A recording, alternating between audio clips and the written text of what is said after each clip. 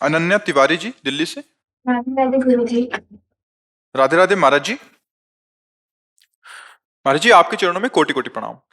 गुरुजी मैं आपको रोज सुनती हूँ, राधा नाम भी जप करती हूँ। गुरुजी मेरा प्रश्न थोड़ा सा सांसारिक है। मेरे विद्यालय में पढ़ने वाली सह छात्रा मित्रगण जो पहले मेरी मित्र थी, किंतु उनके आचरण एवं व्यवहार न मिलने के कारण अब मित्र संबंध नहीं है। प्रतिदिन उनके द्वारा बोले गए अपशब्द एवं अभद्र व्यवहार को मैं सहन करती हूँ, उनको प्रति उत्तर नहीं करती, परंतु मन ही मन कई बार उनके प्रति उत्तर चलता रहता है। तो क्या मन में उठने वाले विचार भी हमारे कर्म बनते हैं या उसकी कोई सजा मिलेगी? हाँ, नहीं सजा तो नहीं मिलती बच्चा, पर अंतःकरण का संस्कार गलत हो रहा है। आपकी इस बात की हम प्रशंसा करते हैं कि आप इतनी छोटी अवस्था में आप अपने चरित्र को पावन सुरक्षित रखने के लिए अपवित्र संस्कार वाले बच्चों से मित्रता हटा दिए, तो धन्यवाद आपको। दूसरी बात, उन बच्चों के संस्कार बिगड़े हैं तो आपको प्रभु से मन ही मन प्रार्थना करनी है, ना कि उनके प्रति हमारा द्वेष भाव बने या घृणास्पद भाव बने, ऐसा उचित नहीं है। पवित्र अंतःकरण को सुरक्षित रखने के लिए कि अपवित्र ना हो, उनमें हमें भाव करना है, प्रभु जैसे हम पर कृपा करके हमारी बुद्धि को आप पवित्र कर रहे हैं, ऐसे हमारे जो मित्र गण हैं, वो चाहे बच्ची हो चाहे बच्चे हो, इनको सद्बुद्धि प्रदान करें। बस उनके प्रति हमारा जो नकारात्मक सोच बन रही कि ये गंदे हैं, ये ऐसे, ये दंड पाएंगे, ऐसा नहीं होना। नहीं प्रभु, उनकी भूल है, हे प्रभु आप कृपा करो, इनकी बुद्धि को शुद्ध करो, तो आपका हृदय और महान होता चला जाएगा। अब जैसे हम नकारात्मक सोच कर रहे हैं तो उसका दंड तो नहीं मिलेगा, पर हमारे मन की आदत गलत होती जा रही ना, वो फिर किसी अच्छे पुरुष में भी दोष देखने लगेगा, वो अपने पूज्य जनों के प्रति भी नकारात्मक सोच, उसकी गलत आदत बन रही ना नकारात्मक सोच की, तो वो खतरनाक हो जाएगी। आज कोई क्रिया नहीं हो रही, नकारात्मक सोच हो रही, कल वो नकारात्मक क्रिया में उतर आएगा, वो अपने अंदर अभिमान का सृजन हो जाएगा, उनमें दोष दर्शन हो जाएगा, और हमारा मन जो पवित्र हो रहा था वो गिरने लगेगा, वो अपवित्र हो जाएगा। इसलिए आप बहुत मतलब कृपा है ठाकुर जी की कि आपकी इस अवस्था में बुद्धि पवित्र है, तो आप अपनी बुद्धि को और पवित्र कीजिए। आपको जहां दिखाई दे रहा है गलत आचरण, उनसे मित्रता बिल्कुल नहीं करनी, उनका संग नहीं करना, पर उनके लिए हमें प्रार्थना करनी है, प्रभु आप इनकी भी बुद्धि को शुद्ध करें, बस। और हम उनके विषय में, क्योंकि हम अगर उनके विषय में सोचेंगे तो हमारा मन वैसे संस्कारों से युक्त होता जाएगा। हम जिसको सोचते हैं ना उसका प्रभाव पड़ता है। जैसे अभी हम इमली, नींबू, ऐसे खट्टी चीज सोचे तो आंवला, तो हमारे मुंह में पानी आ जाएगा ना, आंवला नहीं है, क्योंकि उसका चिंतन किया तो प्रभाव आने लगेगा ना। ऐसे हर प्रकृति की वस्तु व्यक्ति का प्रभाव है। हम गंदी बातों का चिंतन करेंगे, गंदे लोगों का चिंतन करेंगे, यद्यपि हम गंदा कार्य नहीं कर रहे, पर बात हमारी वहीं पहुंच जाएगी जहां वो है, क्योंकि हमारा चिंतन उनका हो रहा है। अच्छा, गंदे जगह पर हम बैठे हैं, गंदे लोगों के बीच में बैठे हैं, पर हमारा चिंतन अच्छा चल रहा है, तो हमें कोई नहीं बिगाड़ सकता। इसे कहते हैं उत्तम प्रकृति। जो रहीम उत्तम प्रकृति, का करि सकत कुसंग, चंदन विष व्यापत नहीं, लपटे रहत भुजंग। अब हम अच्छी जगह बैठे हैं और गलत चिंतन कर रहे हैं, गड़बड़ है। हमारा चिंतन गलत हो जाना ही हमारा पतन है। चिंतन गलत हुआ तो क्रिया गलत होने लगेगी आगे चल करके। अभी कंट्रोल हो रहा है, फिर क्योंकि हमारा गलत चिंतन चल रहा है। जैसे हम किसी को नकारात्मक भाव से ही कह रहे हैं कि तू ऐसा ऐसा करता है, और हमारा बार बार चिंतन उसी के प्रति जाता है, तो वो संस्कार द्वेषात्मक हमारे अंदर आ गया, अब वो राग में परिणित हो जाएगा। कुछ दिनों में वही दोष हमको अपने अंदर देखने को मिलेगा। ये प्रकृति का नियम है, इसीलिए मना किया जाता है दूसरे के दोष दर्शन ना करें, दूसरे की निंदा ना करें, दूसरे का अपमान ना करें, नहीं तो वही गलती हमारे से होने लगेगी। समझ रहे बच्चा? यद्यपि हम जैसे किसी के प्रति गलत सोचा, उसका दंड नहीं मिलेगा। कलिकर एक पुनीत प्रतापा, मानस पुण्य होई और नहीं पापा। मानसिक पाप कलयुग में नहीं लगते, लेकिन मानसिक गंदगी करने का स्वभाव तो बन गया। अब मानसिक स्वभाव में जो हमारे बात आ रही वो क्रिया में आ जाएगी। बार बार जब हम, जैसे आपने कहा कि हम यद्यपि दबाने की कोशिश करते हैं, लेकिन जब आप उनका निगेटिव चिंतन करेंगे तो एक दिन आप लड़ जाएंगे पक्का, आप उनको गंदे वचन बोलेंगी पक्का, हमारी स्थिति बिगड़ गई, अब वही दोष आ जाएगा पक्का। इसीलिए ये सिद्धांत की बात कह रहा हूं, ये नीच है, ये दुष्ट है, हमारे मन में बना रहेगा तो एक दिन हमको लोग नीच और दुष्ट कहने लगेंगे, ऐसे आचरण हो जाएंगे। इसीलिए अगर हमको कोई परिजन, कोई अपना, कोई ऐसा दिखाई देता है या किसी के तो हम प्रार्थना करें, भगवान आप इसकी बुद्धि शुद्ध कर दीजिए, और राधा राधा राधा, उसके विषय में ज्यादा हम चिंतन न करें। समझ पा रहे हैं आप जी? किशोर शर्मा जी। राधा राधा। राधे राधे महाराज जी। महाराज जी, अंतिम श्वास में भी परमात्मा जी याद रहें, उसका पुरुषार्थ क्या है? निरंतर अभ्यास करना, जो हम अभ्यास करते हैं ना, उसका परिणाम आखिरी बड़ा मंगलमय होता है।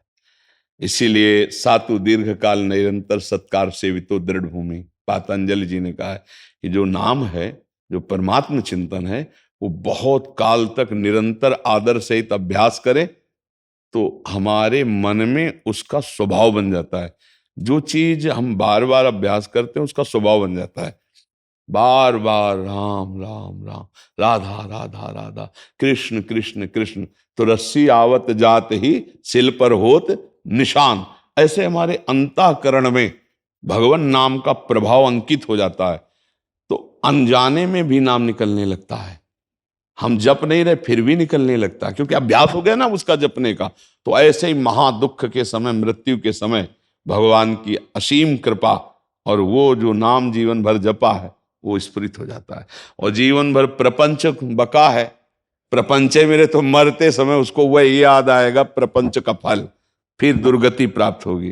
तो जीवन भर जो भजन किया जाता है वो अंतिम समय के लिए किया जाता है, कि हमारा फाइनल अच्छा हो जाए। फाइनल तभी अच्छा होगा जब जीवन अच्छा रहा है। अगर अच्छा जीवन नहीं व्यतीत किया, पाप करते रहे हो ऐसा ऐसा ऐसा, तो फाइनल में आपके वही आएगा चिंतन। वो फोटो खींचने का समय समझो, अगर फोटो खींचने के समय मुंह टेढ़ा कर लिया तो टेढ़ा आएगा ना, तो उस समय जो चिंतन चल रहा है आपका वही होगा। जैसे फाइनल में हिरण का चिंतन किया महाराज भरत जी ने, इतने बड़े सर्वस्व त्यागी भजन करने वाले, चूक हो गई तो हिरण में ममता होने का अगला जन्म हिरण का।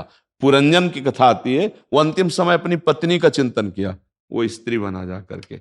अंतिम फाइनल भजन, जो जीवन भर तुमने भजन किया है, स्त्री का भजन किया, पुरुष का भजन किया, धन का भजन किया, घर का भजन, प्रपंच का, वो आखिरी में आएगा। और अगर भगवान का भजन किया तो वो आखिरी में आएगा।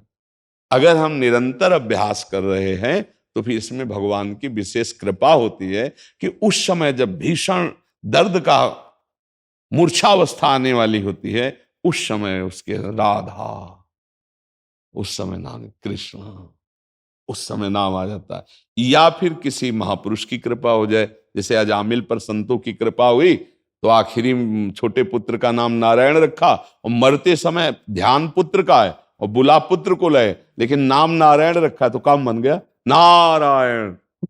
भगवान के पार्षद आ गए यमदूतों से बचाकर और भगवत प्राप्ति हो गई। तो हम या तो संत कृपा और या निरंतर अभ्यास भी साधु संत की कृपा से होगा। भजन बिना भगवत प्रेमी महात्माओं के संग के थोड़ी होता है। शुरुआत भी उन्हीं से होती है, बचता भी भजन उन्हीं से, पचता भी भजन उन्हीं से। सत्संग के बिना सिद्धि नहीं प्राप्त होती है, क्योंकि साधन में त्रुटियां होने लगेंगी तो अंधा बटे और पड़ा चबाए। समझ रहे ना, कि हम करते रहेंगे, हमारे ऐसी गलतियां जो हमारे भजन को छुपाती रहेंगी, उसका प्रभाव, उसका प्रकाश नहीं हो पाएगा। तो हम अभ्यास करें नाम जप का, और सत्संग सुनते रहें और भगवान से प्रार्थना करते रहें कि नाथ अंतिम समय आप कृपा कर देना, आपका नाम याद आ जाए। और कुछ नहीं मांगते, शायद आप हमें दर्शन का अधिकारी ना समझे, दर्शन ना दें, तो इतनी कृपा कर दे कि अंतिम समय हमारे मुख से राधा निकल जाए, कृष्ण निकल जाए, भगवान का नाम निकल जाए, बस फाइनल पक्का हो गया। और हमें पक्का विश्वास है कि अगर आप भगवान से प्रार्थना करेंगे और नाम जप करेंगे तो अंतिम फाइनल बहुत बढ़िया हो जाएगा। एक कथा में वर्णन की चर्चा में कि राधा बाबा के यहाँ एक जो बूढ़ी माई थी, वो आती थी पास के गांव से, और वो सोहनी लगा जाती थी रोज नियम से। कभी बाबा ने देखा नहीं, बातचीत नहीं की, पर दृष्टि तो चली जाती थी सेवा कौन कर रहा है। पता होता है, हम आपसे बात करें या ना करें, एक एक चीज का पता होता है कि श्री जी को किसने कौन सी सेवा दी, कौन सी सौन श्री जी के पास रही, कौन श्री जी की कैसे सेवा कर रहा है, ऐसा।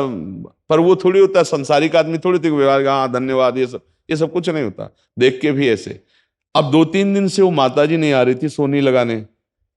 बाबा ने पूछा वो माई आती थी, नहीं आ रही। बोले बाबा वो तो बहुत बीमार है, और सुन रहे हैं कि ऐसा लगता है वो चली जाएगी। हाँ चलो, मुझे ले चलो उसके यहाँ। बाबा कभी किसी के यहाँ ले जाते, देखो कृपा। गए, और वो वैसे ही मरणासन स्थिति में थी। गए से माथे पे हाथ रखा, कहा माई कुछ दिखाई दिया? हाँ, सामने प्रिया प्रीतम खड़े हैं, वो कह रहे हैं चलो। बोले ठीक है, चल दिए। शरीर छूटा, प्रिया प्रीतम को प्राप्त हुई। महात्मा की कृपा, भगवत कृपा, ये अंतिम सुधार कर देती है, अंतिम सुधार कर देती है। तो हमें लगता है यदि हम सत्संग सुने, नाम जप करें, भगवान से प्रार्थना करें, तो जरूर वो कृपा करेंगे। और अंतिम समय हम उनका ध्यान करते हुए, उनका नाम लेते हुए शरीर छोड़ें, तो निश्चित भगवत प्राप्ति हो जाएगी। पर वो समय हमारे हाथ में नहीं है, वो कभी भी आ सकता है, अचानक आ सकता है। इसीलिए हर समय हम राधा राधा राधा ऐसा अभ्यास करते हैं। जी अमित शर्मा जी, अलीगढ़ से। श्री हरिवंश। जी। दंडवत महाराज जी। महाराज जी, आपके प्रभाव से इस नीच ने समझा कि लाडली जू कृपा साध्य हैं, साधन तो सिर्फ समय का सदुपयोग है। प्रभु बहुत सुंदर। साधन असाधन के त्याग के लिए है, और जो साधन मिला ये भी कृपा से ही मिला है। जो साधन बन रहा है ये भी कृपा से है। जो साधन में तन्मयता है ये भी कृपा ही है। साधन से उदासीन न हो, साधन में तन्मयता, साधन का हमारे हृदय में महत्व इस श्री जी की कृपा से हुआ है ना। वही साधन जब हमारा तन्मय रूप में आता है, तो वो कृपा पात्र भगवत साक्षात्कार कर लेता है। एक है साधन अहम कर्ता भाव से होता है, एक है कृपा से होता है।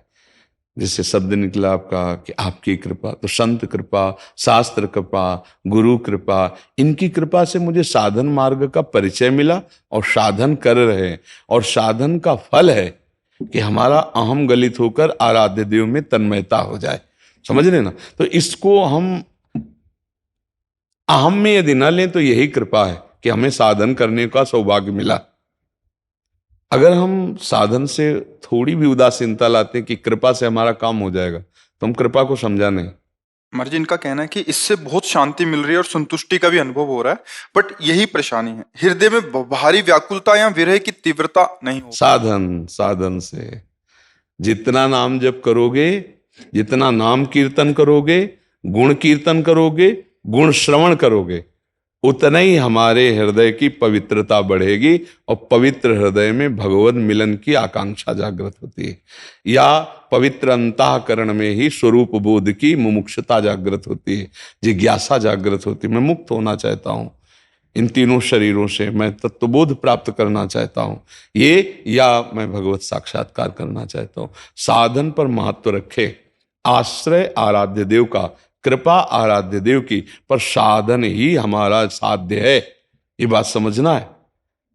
हम राधा राधा राधा जप रहे हैं, ये कृपा है, और यही हमारा साध्य है। सिद्ध होने के बाद क्या होता है? यही तो होता है, अपने आराध्य देव में तन्मय। वही हम तन्मयता वर्तमान में साधन के बल से कर रहे हैं। तो साधन बल क्या है? कृपा।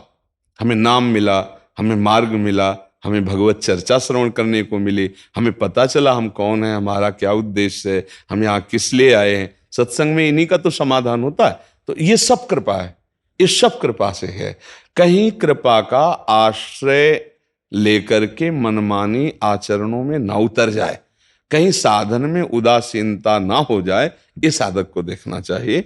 कृपा उसी के ऊपर फलीभूत होती है जो समस्त पुरुषार्थ कायरता का त्याग करके प्रभु के चरणारविंद के लिए करता है।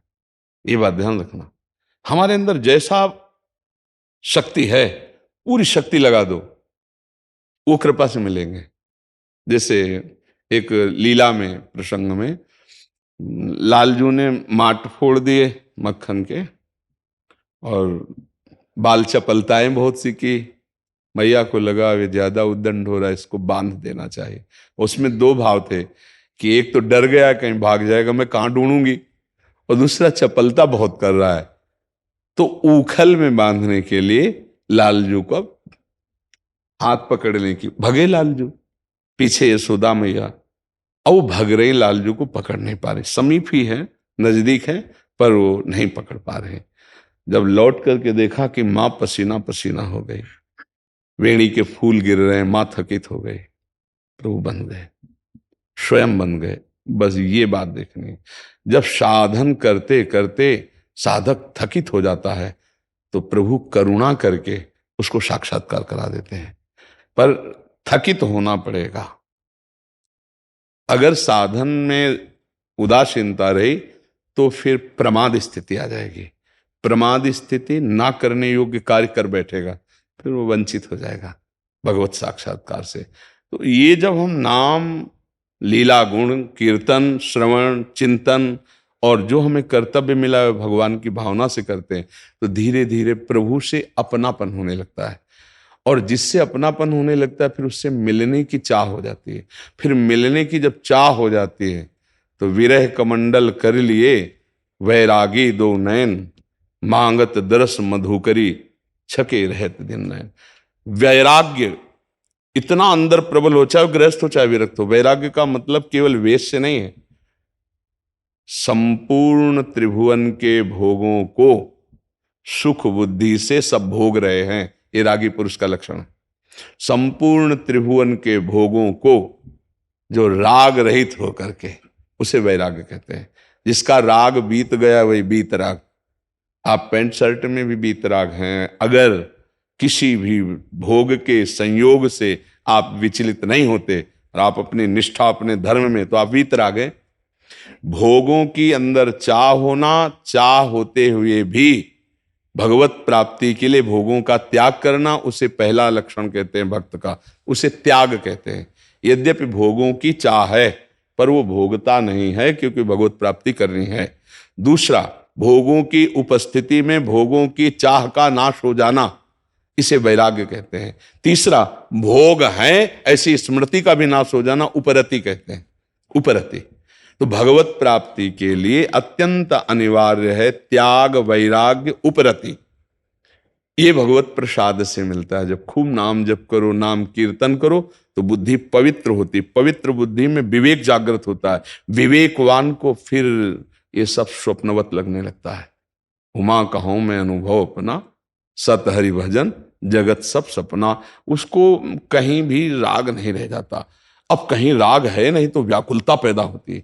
यदि वो ज्ञान मार्ग का पथिक है तो तत्व बोध की, स्वरूप बोध की, और भक्ति मार्ग का पथिक है तो भगवत साक्षात्कार की। तो विरह कमंडल कर लिए, वो वैराग्यवान विरही, मानो विरह रूपी कमंडल लिए हुए है और वैराग्य है उसके दोनों नेत्र, कहीं रति नहीं है। मांगत दरस मधुकरी, प्रभु से बस याचना करता रहता। आज का भी दिन गया नाथ, दरस बिन दुखन लागे नैन। कब मिलोगे प्रभु, कैसे मिलोगे प्रभु। वो रोता है, वो बिलखता है, पर ये तब होता है जो निरंतरता बनी रहे। नाम जप की, नाम कीर्तन की, भगवत लीला, गुण, श्रवण, साधु समागम, और जो भी कर्म किए जाएं धर्मयुक्त किए जाएं, भगवत समर्पित किए जाएं, ये विरह तब प्राप्त होता है। फिर तो जब ये लालसा जागृत होती है तो देर नहीं लगती पूर्ण करने में लालजू को, प्रभु को। रुरुदु सुश्वरम राजन कृष्ण दर्शन लालसा तो तासा आविर्भूत छोरी, इसमें मान मुखाम मुझा पीताम्बर धरा सृग्भी साक्षात मनमत मनमता।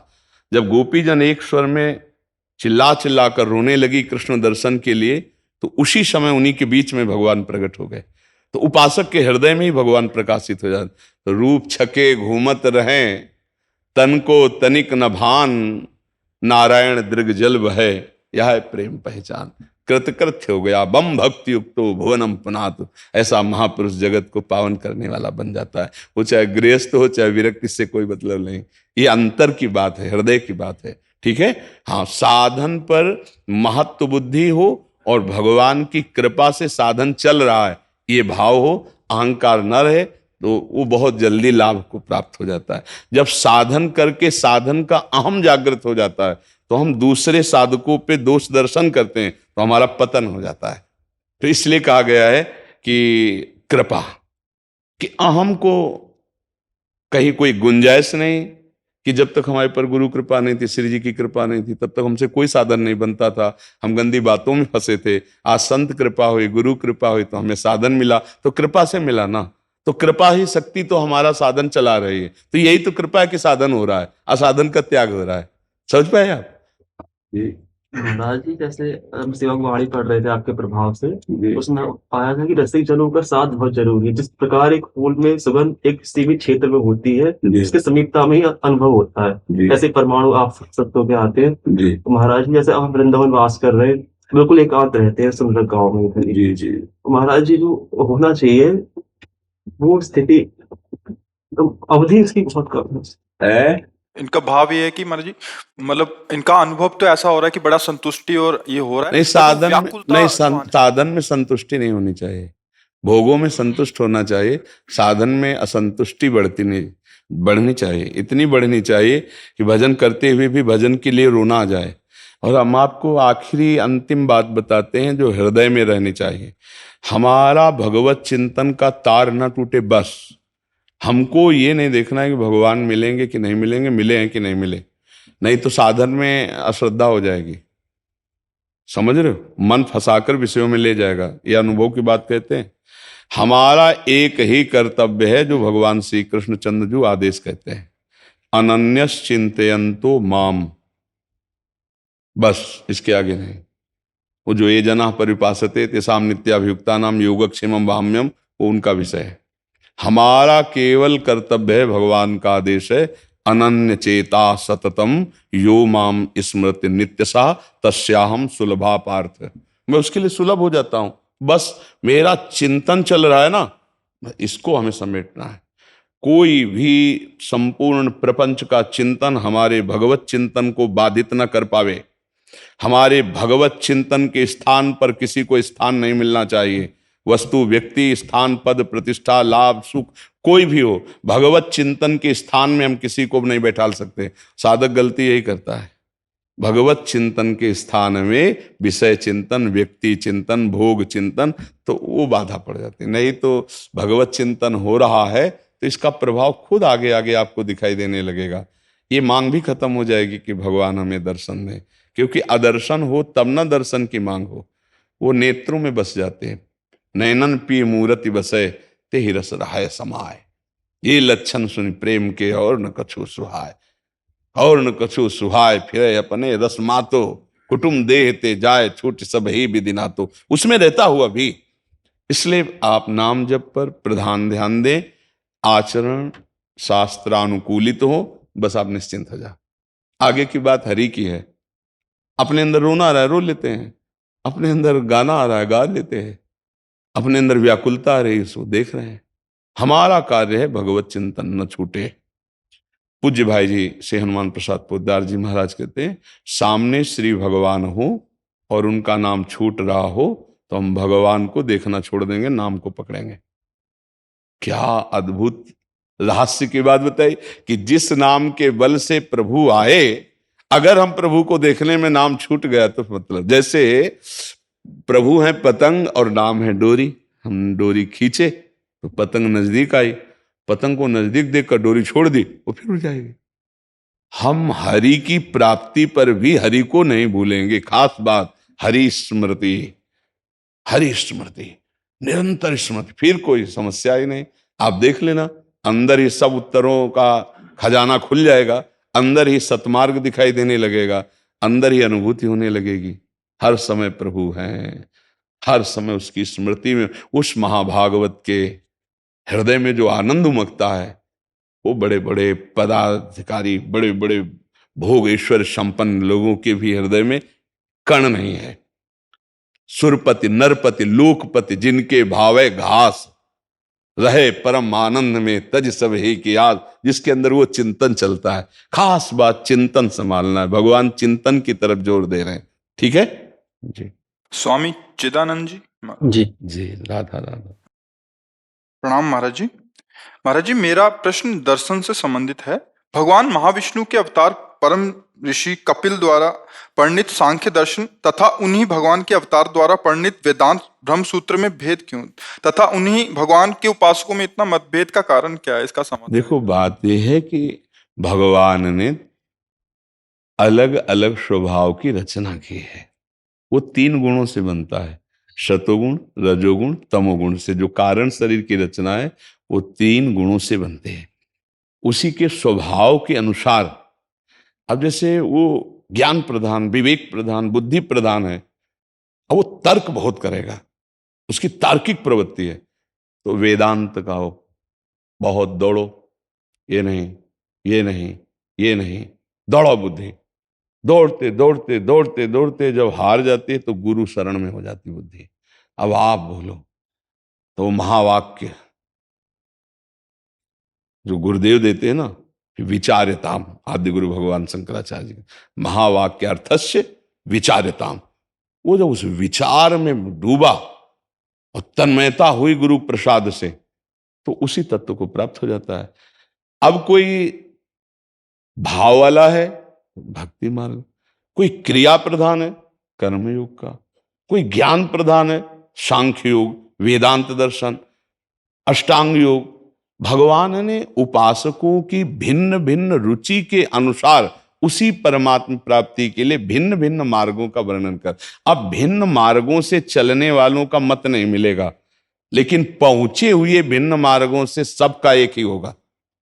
रास्ते अलग अलग हैं तो इसलिए हाथ नहीं मिला सकते, सिद्धांतों में भेद होगा, लेकिन जब सब पहुंचेंगे तो वहां एक ही होगा जहां गोता लगेगा। चाहे ज्ञान से जाओ, चाहे भक्ति से जाओ, चाहे योग के द्वारा जाओ।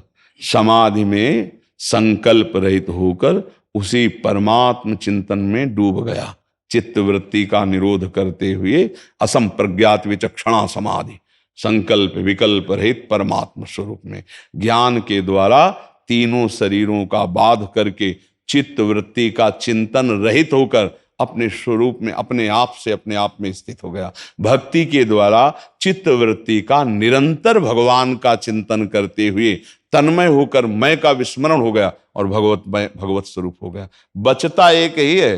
पूरा सवाल लगता है सांख्य योग से, वेदांत दर्शन से, अष्टांग योग से, कर्म योग से, भक्ति योग से। तो सवाल का हल जब निकलता है तो एक बचता है। देखो, जैसे भक्ति का, ब्रह्म नहीं, माया नहीं, नहीं जीव नहीं काल, अपनी विश्व दिना रही एक रहो नंदलाल। केवल श्याम, मैं श्याम सुंदर का भजन करता हूं, ऐसा भक्त का स्थिति नहीं होती। मैं का विस्मरण केवल श्याम सुंदर, मन बुद्धि प्राण चित्त अहम सब कृष्णाकार, मैं का विस्मरण। ज्ञान में सबका विस्मरण, मैं का स्मरण, केवल मैं, कोई उपाधि नहीं लगी मैं में। मैं संत हूं, मैं ब्रह्म हूं, मैं, ये केवल साधन मार्ग है। सिद्धावस्था सिर्फ मैं जो है, बस ये इशारा होता सर्वम खलविदम ब्रह्म, लेकिन सर्वम खलविदम ये माया में है, केवल ब्रह्म। पहुंचा ना वहीं, केवल श्री कृष्ण, केवल ब्रह्म, केवल परमेश्वर। योगी जिसे परमेश्वर कहते हैं, ज्ञानी जिसे ब्रह्म कहते हैं, भक्त जिसे भगवान कहते हैं, प्रेमी जन जिसे प्रीतम कहते हैं, वो एक ही तत्व है। मार्ग उसके भगवान ने अलग अलग रचे, क्योंकि भगवान ने अलग अलग स्वभाव की रचना की है, अलग अलग स्थिति। मार्ग वालों में अंतराय होगा, स्थिति में अंतराय नहीं होगा। आप चाहे ज्ञान की स्थिति को देखो, चाहे योग की स्थिति को देखो, और चाहे प्रेम की स्थिति को देखो, एक ही होगी। जैसे ब्रह्मभूता प्रसन्नात्मा न शोचति न कांक्षति, यह है ब्रह्मबोध संपन्न महापुरुष की स्थिति। कोई सोच नहीं, कोई इच्छा नहीं, पूर्ण अपने में। ब्रह्मभूता प्रसन्नात्मा न शोचति न कांक्षति, समः सर्वेषु भूतेषु मद भक्तिम लभते पराम। मेरी पराभक्ति का लाभ क्या हुआ? ना कोई सोच है, ना कोई इच्छा है। ब्रह्मभूत की स्थिति क्या है? ना कोई सोच है, ना इच्छा है। गोस्वामी तुलसीदास जी सरल भाषा में भगवत प्राप्त महापुरुष की स्थिति वर्णन करते हैं। जाहि न चाही कबहु कछु तुम सन सहज सनेह, बसहु निरंतर तासुर सो राउर निज गेह। कभी कोई इच्छा ही नहीं, कोई चाह नहीं। चाह का नाश, भगवत प्रेम तो भगवान हृदय में प्रकाशित है। अब कुछ नहीं रह गया। मन भगवान, बुद्धि भगवान, चित्त भगवान, अहम भगवान, सब कुछ सर्व वासुदेवा सर्वम, सब कुछ भगवत स्वरूप। एक बचता है, सवाल हल एक। सवाल हल करने के तरीके बहुत है, लेकिन हल होने पर एक ही बचेगा, और जहां एक बचता है वही पूर्णता होती है। समझ पा रहे हैं? साधकों में मतभेद होगा, सिद्धों में नहीं। जो अवस्था सिद्ध की है वो एक होगी, ज्ञानी मैं में और भक्त उसी मय स्वरूप भगवान में।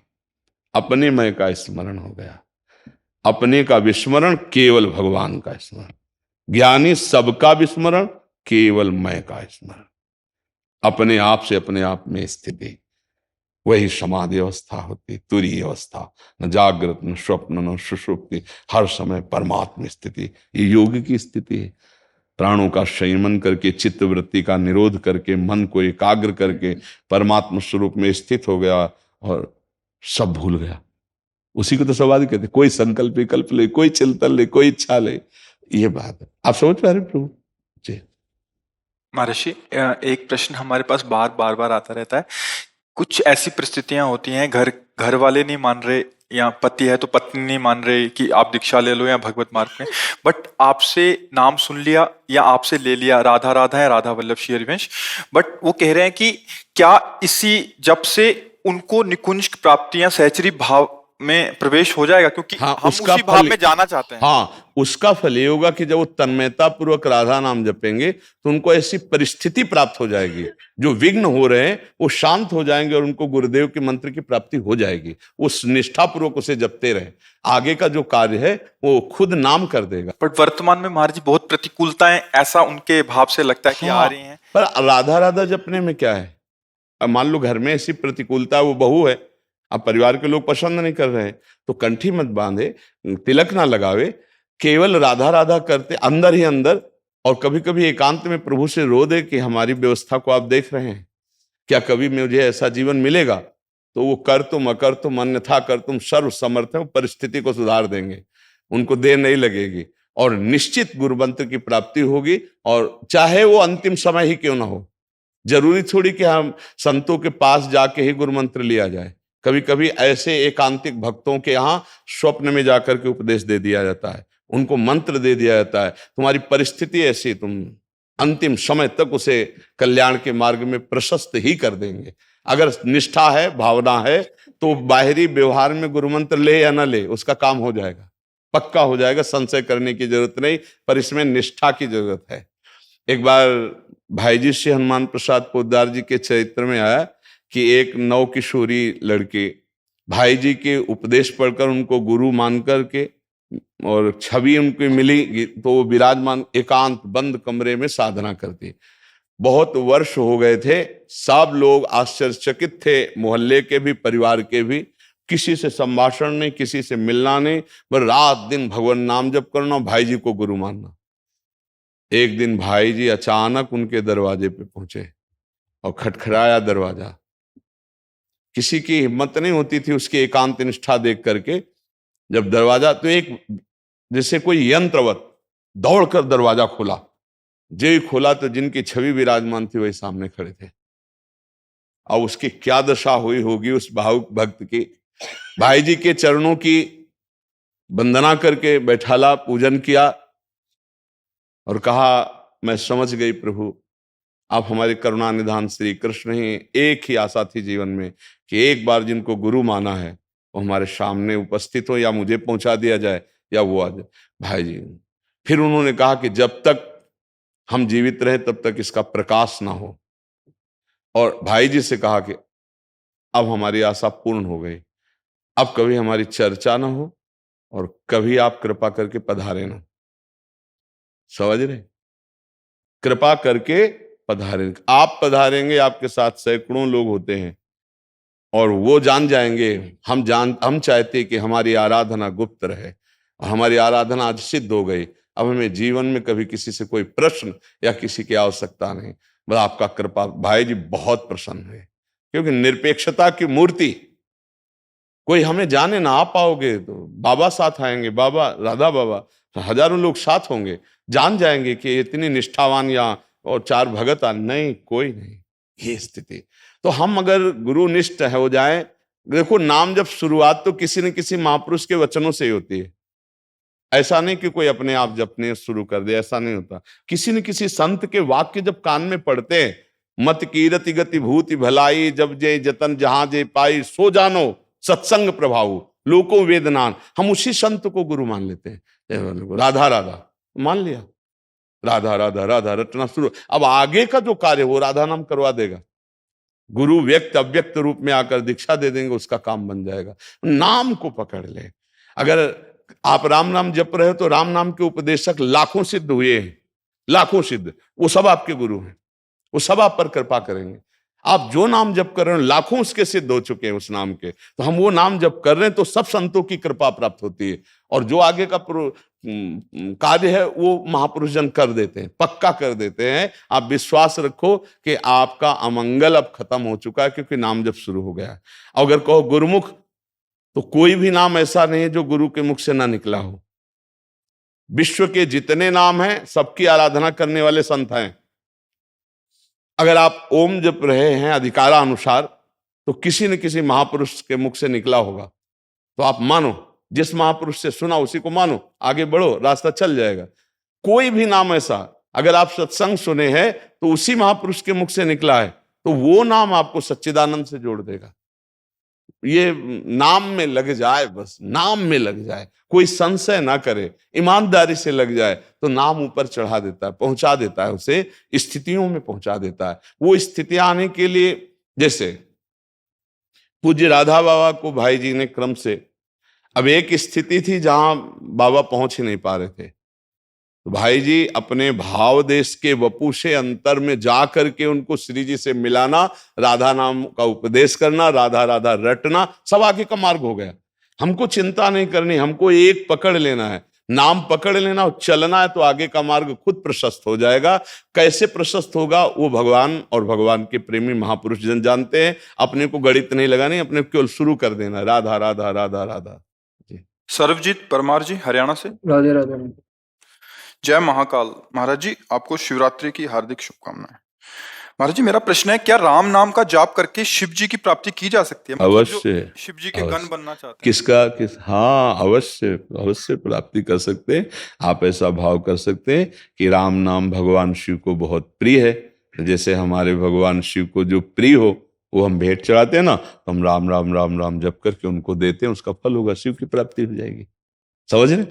बिल्कुल कोई संशय नहीं, अवश्य प्राप्ति हो जाएगी। शिव जी का ध्यान कैसे करें? शिव जी की मूर्ति जी को मन में सोचें या कुछ और करें? मुझे समझ नहीं है महाराज जी। बच्चा पहले नाम जप करो। ध्यान का अधिकार एकाग्र और पवित्र मन में होता है। ना एकाग्रता है ना पवित्र मन है, तो आंख मूंद के देखो, अंधेरा नजर आएगा ना। पहले नाम जप करो। प्रायः सत्संग में सुना होगा, हमने एक नाम जप करो और नाम का ध्यान करो। अक्षर ब्रह्म है, जे ही नाम का रूप तो देखा नहीं है ना। जैसे प्रश्न हुआ ना कि क्या ध्यान करें, तो नाम है।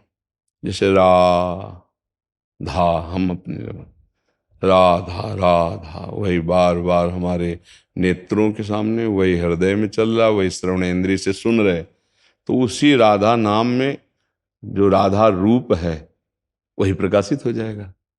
ध्यान नहीं करना पड़ेगा, अपने आप वो रूप प्रकाशित हो जाएगा। देखिए रूप नाम आधीना, नाम जब से रूप का प्रकाश होता है। और ऐसे अगर आपको ध्यान करना है तो भगवान विश्वेश्वर विश्वनाथ जी का जो स्वरूप है शिवलिंग, अब उसको छवि में देखिए और वही बार बार ध्यान करते हुए राम राम जपिए। समझ रहे?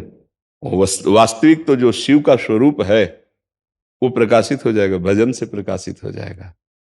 जो हमारे हृदय में प्रकाशित होगा वो जो देखा सुना नहीं ऐसा है, वो जो न सुना है न देखा है ऐसा शिव का रूप है, पर वो भजन से ही आएगा। जो अभी हम देख रहे हैं, सुन रहे हैं, ये माया युक्त स्वरूप है। और जो शिव है वो अगोचर है, मन बुद्धि से अगोचर है। वो हमारे ध्यान का विषय नहीं है। वो हमारे ध्यान में आते हैं, हमारी इंद्रियों की सामर्थ्य नहीं कि उनका हम ध्यान कर सके। वो मन बुद्धि के अगोचर है, क्योंकि ये प्राकृतिक यंत्र है मन बुद्धि। ये केवल प्रकृति की क्षमता है इसको देखने की, जितनी उतनी ही। संपूर्ण प्रकृति को देखने की भी क्षमता नहीं है। अब देखो, छोटी सी वस्तु देखने के लिए सूक्ष्मदर्शी का प्रयोग होता है, पता है, इन नेत्रों में उसकी क्षमता नहीं है। पूर्ण प्रकृति को देखने के लिए प्रकृति से बने हुए नेत्रों की क्षमता नहीं। फिर जो प्रकृति से परे परमात्मा है उसको देखने के लिए वो कृपा करके नेत्र गोचर होता है। वो कृपा करके हमारी इंद्रियों में स्फुरित होता है, हमारे मन में स्फुरित होता है। इसलिए हमें लगता है खूब नाम जप करो, शास्त्र सम्मत आचरण करो। अगर ध्यान की प्रियता बहुत है तो नाम का ध्यान करो। ऐसा भाव नहीं बनता है तो भगवान शिव का जो विश्वेश्वर विश्वनाथ जी या भगवान महाकाल या जो भी भगवान के 12 ज्योतिर्लिंग हैं या और भी भगवान के स्वरूप हैं, उनको देख करके भावना करो। तो चूंकि भावना शिव की हो रही अंदर से, बात वहां तो शिव है ये, बस इसी भावना से शिव का प्रकाश हो जाएगा। बस चलो, चल दो। तो यात्रा पूरी कराना उनका काम है। हम चल रहे हैं, हम भजन शुरू कर दें, ठीक है। राम का नाम जपते हैं तो फिर राम में वो राम राम ध्यान आ जाते हैं। आप ये समझ लो, अगर राम का नाम जप करते हो, शिव की प्राप्ति करना चाहते हो, तो परसेंट होते हैं 100, हम 1000% करें, शिव की प्राप्ति हो जाएगी। क्योंकि राम जी आपको शिव से मिला देंगे और शिव जी आपको राम जी से मिला देंगे। दो है नहीं। वो लीला के लिए कभी वो स्वामी बनते हैं, वो सेवक बनते हैं, कभी वो सेवक बनते हैं, वो स्वामी बनते हैं। रामेश्वर की स्थापना करके आप आराधना कर रहे हैं और हनुमान जी बन करके आप आराधना कर रहे हैं। समझ रहे हो? अगर राम जी के चरण पकड़ोगे तो वहीं शिव जी मिल जाएंगे, शिव जी के चरण पकड़ोगे तो राम जी के चरण तो पकड़े हुए हैं, मिल जाएंगे। एक है चरण पकड़े सहला रहे हैं, नहीं स्वामी बने बेटे, तो एक है आराधना कर रहे हैं स्वामी मान के उनको। तो ये एक ही है लीला के लिए। ये भगवान हरि और हर ये ऐसा रूप धारण किए, विधि हरि हर ये एक ही भगवान है, अपने स्वरूप को प्रकाशित किए हुए। समझ गए? भेद नहीं है। खूब राम राम जपो, ठीक है।